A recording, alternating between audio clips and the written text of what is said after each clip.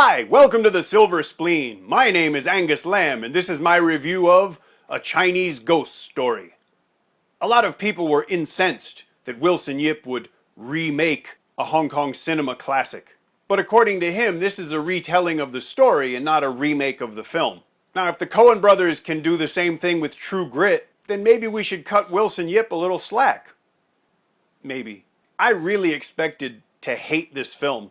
A Chinese Ghost Story fared dismally in Hong Kong. But at the same time, I think those people missed out on a fairly decent film. And I realize maybe you're shocked hearing me say it. Well, I was shocked watching it. I actually enjoyed this movie.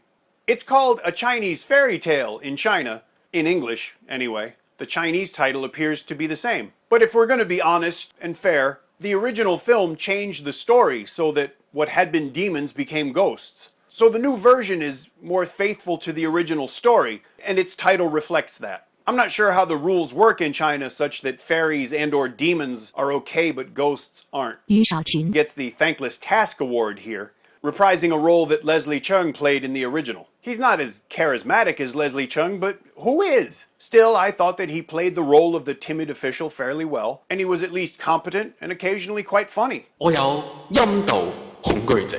Liu Yifei plays the titular ghost fairy demon.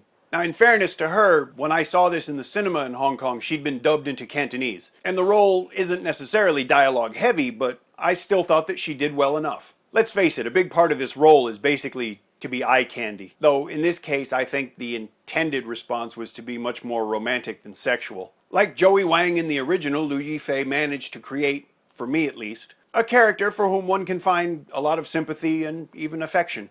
Thank God this isn't an outtake from Forbidden Kingdom. At their best, Hong Kong cinema's romantic scenes could always inspire truly romantic feelings, showing us people we would love to love or be loved by, not just people we'd like to bump uglies with. But movies aren't real, so instead I'm just a bitter divorcee.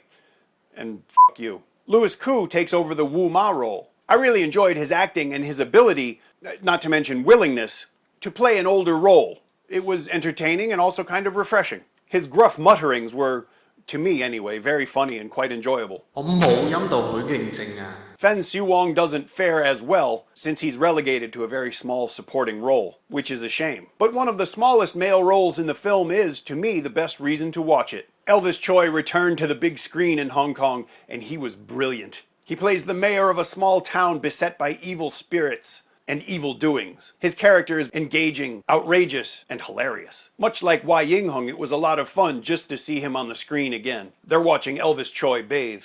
Now, I did kind of wonder how Wai Yinghung felt taking on a role that was originally essayed by a badly cross-dressing man. Anytime she's in a Hong Kong movie, it's a good thing. The other three women in the film are, how can I say it, less than stellar. The woman in the middle is showing the only possible way these three got to be in this movie. They're not cute, they can't act, and they're utterly disposable. In other words, perfect candidates for pop stardom. Unlike the original film, there's a love triangle between the three main characters. It wasn't a bad thing, but I don't feel that it really added anything to the movie, other than an excuse for more scenes like this. Tainted Chinese candy causes autism, film at 11. The cinematography is often evocative of the original film, which frankly is much more appealing in the night shots than during the daytime. At night, the strong sort of blue tint managed, for me anyway, to wipe away 25 years and put me right back in the feeling of the original. The daytime scenes did the same thing, but instead, they simply reminded me how bad and washed out a lot of movies looked back then. I wouldn't have minded a little nicer look during daylight. I really wanted to hate this film before I saw it, and occasionally it did give me a couple of little reasons to do so, but I just couldn't. Now, this movie is certainly in no danger of